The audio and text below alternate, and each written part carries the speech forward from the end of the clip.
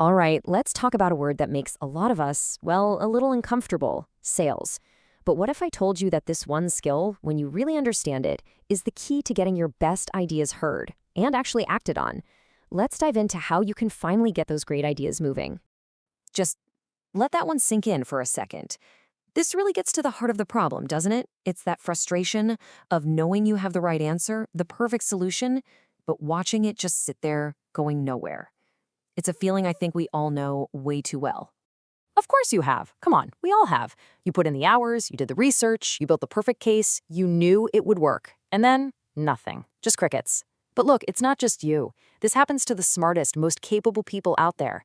And it all comes from a huge misunderstanding of what it really means to sell an idea. So, to fix this, we have to start by confronting the big lie. The whole reason we push back against this skill is because we have this really ingrained and, let's be honest, pretty ugly picture of what sales is. So let's drag it out into the open. Yeah, this guy. Meet the sales sucker. This is the caricature, right? The fast-talking, slick, money-grabbing stereotype that immediately pops into our heads. We connect it with pressure, with manipulation, with being fake. And who on earth wants to be that person? Exactly. Nobody. This quote just nails that negative feeling, doesn't it? And let's be totally clear.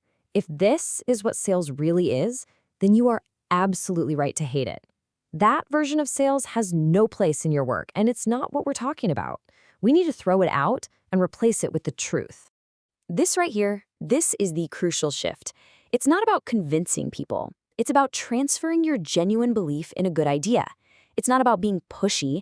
It's about reducing their resistance by actually understanding their needs. And it's not about closing a deal. It's about moving a great idea towards the awesome outcome it truly deserves. So this brings us to a really important identity shift.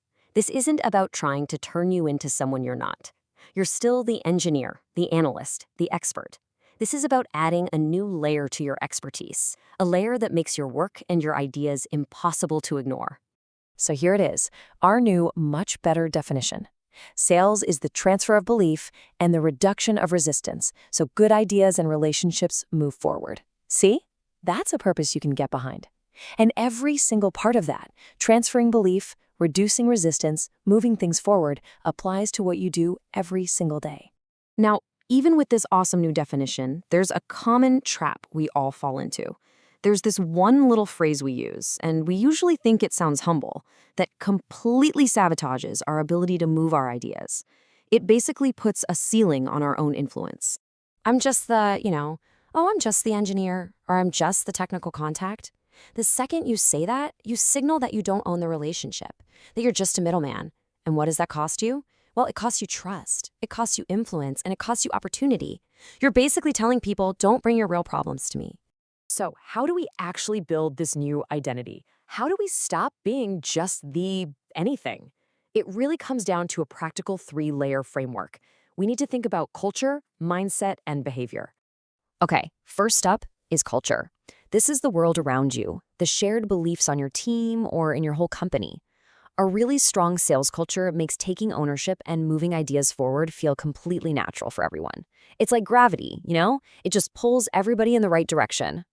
The second layer, and honestly, this is the most important one, is your mindset. This part is 100% up to you. It's the personal choice to be proactive, to be accountable. It's that voice in your head that instead of saying, that's not my job, is constantly asking, okay, how do I move this forward? This is the real engine. And that leads us to the final layer, behavior. This is super simple. It's just your mindset made visible. It's the proof. It shows up in how you walk into a meeting, how deeply you listen to someone, and, this is a big one, whether you have the guts to ask for what you need to move forward. This is where it all becomes real. So let's zoom in on that behavior piece. We've talked a lot about the why, so now let's get into the how. I want to give you a simple, practical tool you can use in any conversation to guide it toward a great outcome. The framework is easy to remember. Just think ELSA. It's 4 simple steps. First, E for engage. Create a real human connection before you just dump a bunch of information on someone. Second, L for listen.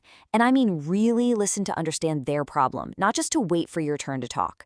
Third, S for suggest. Now that you've listened, offer a specific solution that fits. And finally, the most important step, A for ask. Ask for the meeting. Ask for the decision. Ask for the commitment. Now that last step, ask, that's the one that trips almost everyone up. Why? It's because of this little voice in our heads, the inner sales apologist.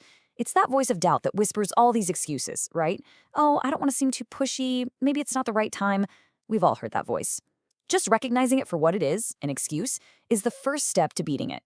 And you have to beat that inner voice because it all comes down to this one powerful truth. The market doesn't reward the best ideas. It rewards the ideas that move. It doesn't matter how brilliant your solution is if it's stuck in your head or in a document somewhere. The only ideas that create any value are the ones that get put into motion. So I'm going to leave you with this final thought. And it's not just a question, it's a challenge. Based on everything we just talked about, think about one good idea, one of your good ideas that's been stuck. What is the one thing you can do, one conversation you can have, one question you can ask to move it forward today?